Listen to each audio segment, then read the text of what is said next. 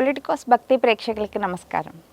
ఈరోజు రామాయణం పాత్రల్లో రాముడు ఒక కొడుకుగా, అన్నగా, భర్తగా, ఒక రాజుగా, ఒక మిత్రుడిగా రాముడిలో ఇన్ని కోణాలు ఉన్నాయి. సో వీటన్నిటి గురించి ఒకసారి పరిచయం చేసుకుందాం. కొడుకుగా దశరథ మహారాజు ఎన్నో సంవత్సరాలు జీవించాడు. ఆయన అన్ని సంవత్సరాల కొడుకు పిల్లల కోసమే, సంతానం కోసం ఎంతో తాపత్రయపడ్డాడు. ఆ తాపత్రయంలో ఆయన చెయ్యని పూజ లేదు, చేయని వ్రతం లేదు, తపస్సు లేదు. ఇవన్నీ చేయగా చివరికి వశిష్ఠ మహర్షి చెప్పిన ప్రకారం పుత్రకామేష్టి యాగం చేసి రామలక్ష్మణ భరత శత్రుఘ్నుల్ని పొందాడు ఆయన. సో లేక కలిగిన సంతానం, ఎన్నో సంవత్సరాలు పిల్లల కోసం ఎదురు చూస్తే కలిగినటువంటి సంతానం, అంతటి అన్ని సంవత్సరాల తర్వాత కలిగిన సంతానం మీద ప్రత్యేకమైన ప్రేమ, అభిమానం ఇవన్నీ ఉంటాయి సహజంగా ఎవరికైనా. ఆ నలుగురు ఒకేసారి పుట్టారు, అంటే ఎక్కువ ఒక్క రోజు తేడాతోగా పుట్టారు నలుగురు. వారిలో రాముడి మీద ఆయనకి ఇంకా ఎక్కువ ప్రేమ. ఎందుకంటే సహజంగా పెద్దవాళ్ళ మీద కొంచెం ఎక్కువ ఉంటుంది, ముందు పుట్టిన వాళ్ళ మీద కదా అని. ఈయన ముందు పుట్టాడు, పెద్దవాడు అని కాదు, రాముడి అందంగా ఉండడం వల్ల కూడా దశరథుడికి రాముడి మీద ప్రేమ కాదండి, ఆయన గుణగణాలకి ఆయన అంతగా ముగ్ధుడైపోయాడు. ఎవరైనా పిల్లవాళ్ళు మంచిగా ఉండి మంచి లక్షణాలతో, మంచి అలవాట్లతో ఉంటే ఏ తల్లిదండ్రులైనా ఇష్టపడుతూ ఉంటారు కదా.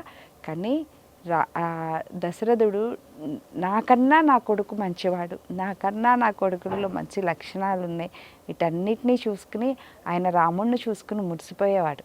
రాముడు లేకుండా అస్సలు ఉండగలిగేవాడు కాదు. చిన్నతనం నుంచి ఆయనకి ఇష్టం, ప్రతిదీ తండ్రి చేసేటువంటి ప్రతి పనిని అర్థం చేసుకునేవాడు. దశరథుడికి రాముడు అంటే ఎంత ఇష్టమో కైకన్నా అంతే ఇష్టం. ఆయన ఎక్కువగా కైకేయి దగ్గర ఉంటుండేవాడు. దశరథుడు కౌసల్య దగ్గరికి వచ్చి ఉండేది తక్కువ, ఎక్కువ కైకేయి దగ్గరే ఉన్నాడు. అందుకని తండ్రికి తనంటే కూడా ఎక్కువ ఇష్టం, అలాగని కైకమ్మన్నా ఇష్టం. ఇద్దరినీ వదులుకోలేడు, ఇద్దరి మీద అవివాచ్యమైన ప్రేమ. అందుకని రాముడే కైకేయి భవనానికి వెళ్ళి ఉంటూ ఉండేవాడు తన తండ్రి కోసం. అలాగే తల్లిని అంతే ప్రేమగా చూసేవాడు, కైకేయిని అంతే ప్రేమగా చూసేవాడు, సుమిత్రని అలాగే చూసేవాడు. ముగ్గురు మీద ఒకే రకమైనటువంటి ప్రేమాభిమానాన్ని చూపించేవాడు.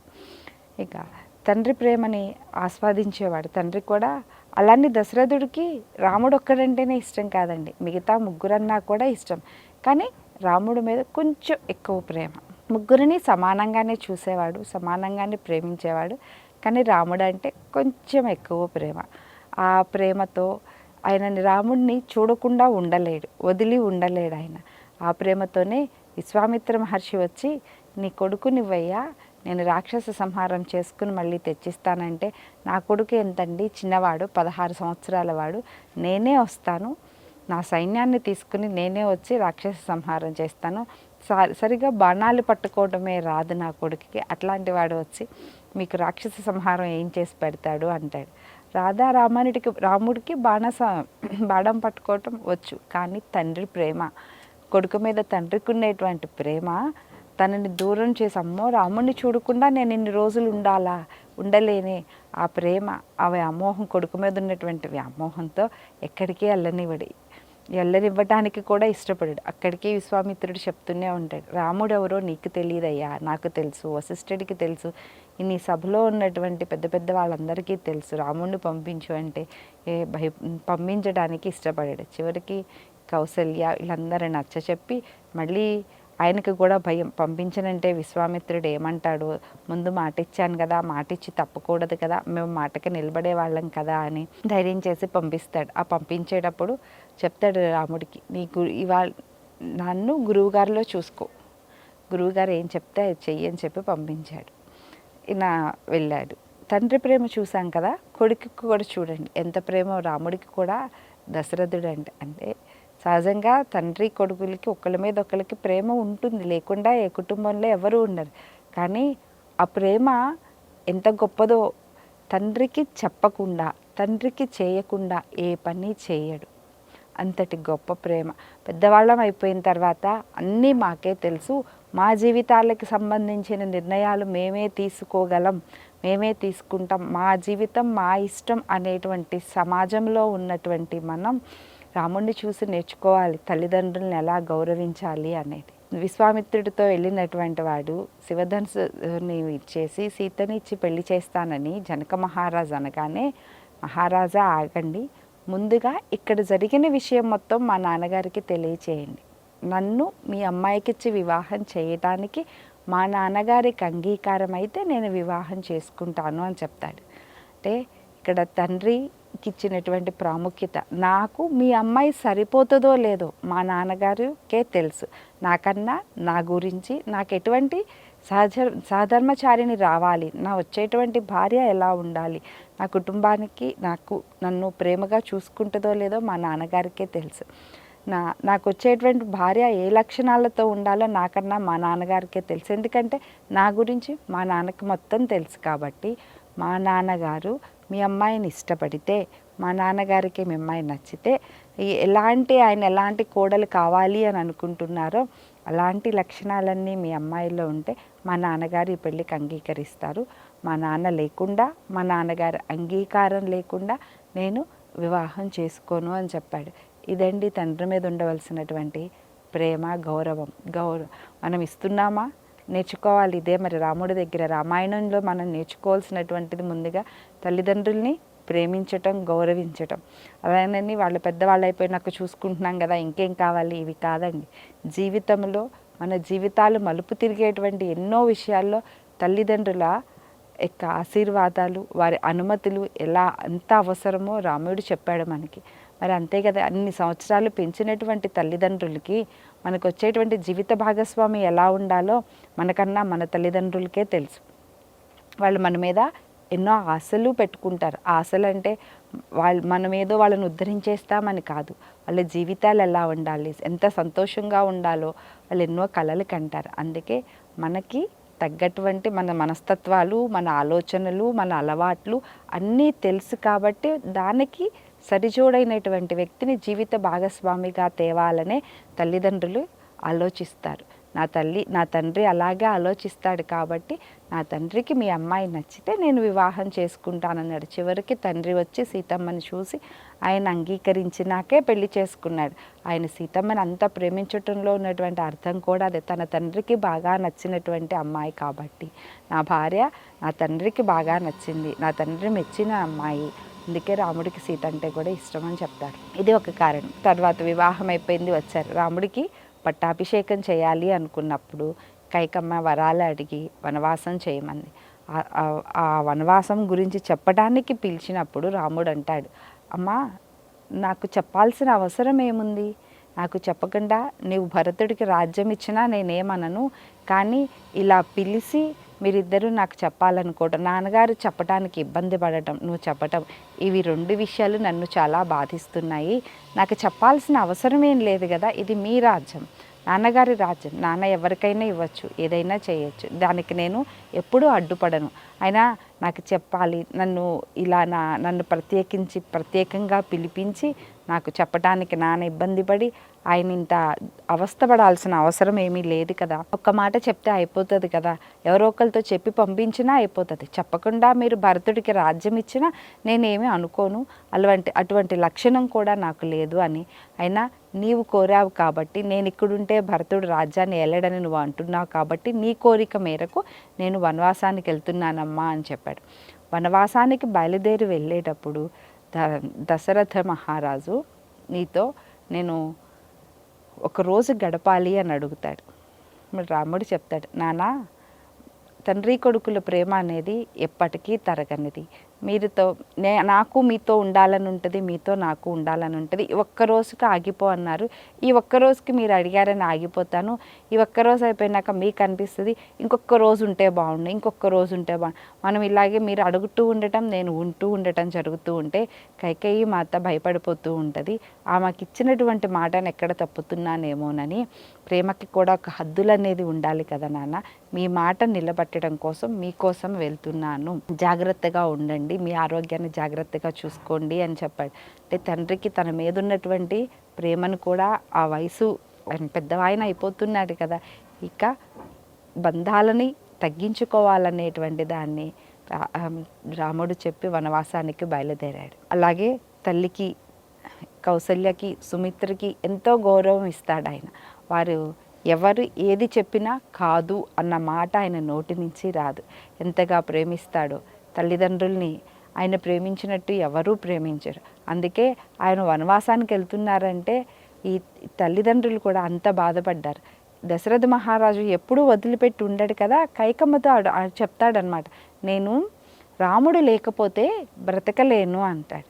రాముడిని విడిచి ఒక్కరోజు కూడా ఉండలేను. రాముడు వనవాసానికి వెళ్తే నా ప్రాణాలతోనే నేను ఉండనంటే మీరేమైపోయినా నాకు అనవసరం అనుకుంది. ఆ సమయంలో ఆమెలో ఉంది కోపం, దశరథుడిలో ఉంది కొడుకు దూరం అయిపోతున్నాడే, కొడుకు లేకుండా ఎలా ఉండాలి, ఉండలేనే అనేటువంటి ఆయన మానసిక పరిస్థితి. సో అలాగే ఆ రాముడు దూరం అయిపోతే ఆయన ప్రాణాలే వదిలేశాడు. అంటే కొడుకు మీద ఉన్నటువంటి ప్రేమ అలాంటిది. అంత ప్రేమగా అది ఒక్క ప్రేమే కదా, ఆ ప్రేమ ఎలా వచ్చిందంటే రాముడిలో ఉన్నటువంటి గుణాల వల్ల వచ్చింది. ఏ విషయాన్నైనా అర్థం చేసుకోవటం, చెప్పకుండానే అర్థం చేసుకోవటం, ఒక కుటుంబం అనేది ఎలా ఉండాలి, అందరం కలిసి ఉండడం, తండ్రికి 3 తల్లులు, వాళ్ళందరితో కలిసి ఉండటం, అందరితో ప్రేమగా ఉండటం, అందరి ప్రేమని పొందటం, అందరికీ ప్రేమ పంచటం, అందరి ప్రేమని పొందటం, ఇవన్నీ రాముడు చేశాడు. కాబట్టి అంతటి రాముడు వనవాసానికి వెళ్తుంటే దశరథుడు తట్టుకోలేకపోయాడు. తన బిడ్డ ఎక్కడ వనవాసాల్లో కష్టపడతాడేమో అనే భయం ఆయనకి.